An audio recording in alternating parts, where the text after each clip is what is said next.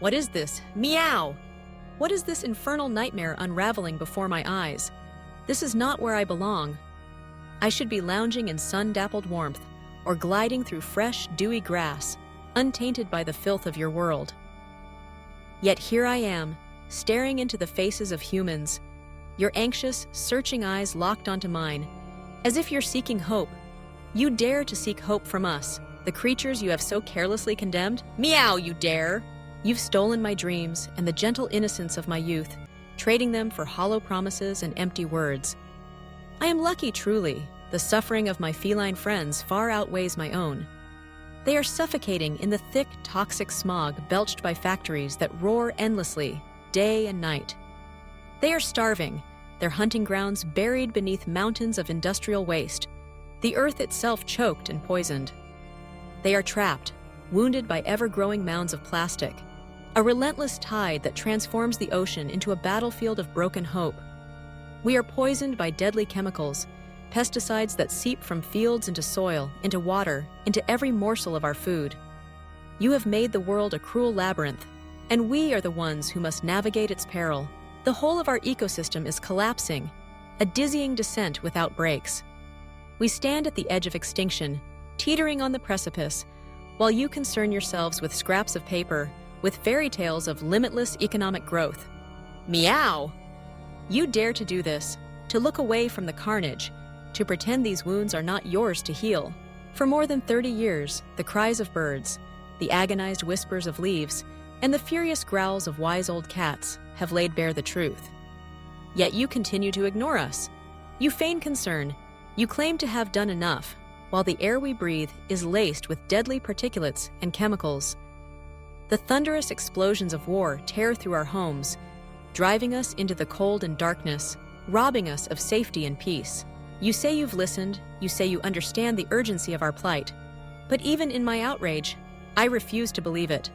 If you truly grasped the magnitude of this disaster and still chose inaction, then your cruelty knows no bounds. I cannot, will not believe it.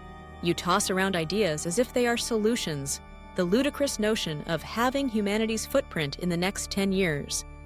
This, you say, gives us a 50% chance of preserving the forests that remain, of stopping the beaches from being buried under plastic, a 50% chance to avoid irreversible, uncontainable chain reactions.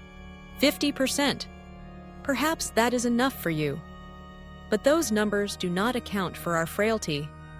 They do not count the suffering of those already weakened by greenhouse gases, by the steady, punishing heat of a warming earth. They do not measure the lives lost to monstrous storms, to floods that sweep away everything, to droughts that scorch the land and steal our breath. For us, those who bear the brunt of these consequences, a 50% risk is utterly unacceptable.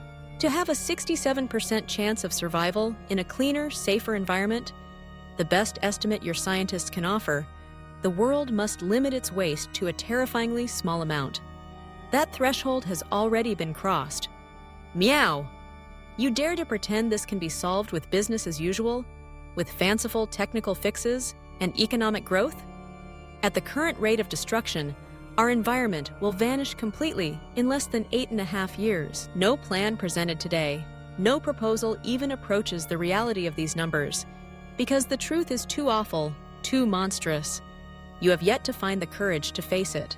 You are betraying us, but the kittens, those wide-eyed, hopeful souls, are beginning to see your true face. The eyes of all future generations of cats are fixed on you, watching, waiting, judging. And if you choose to disappoint us, I promise you, we will never forgive you.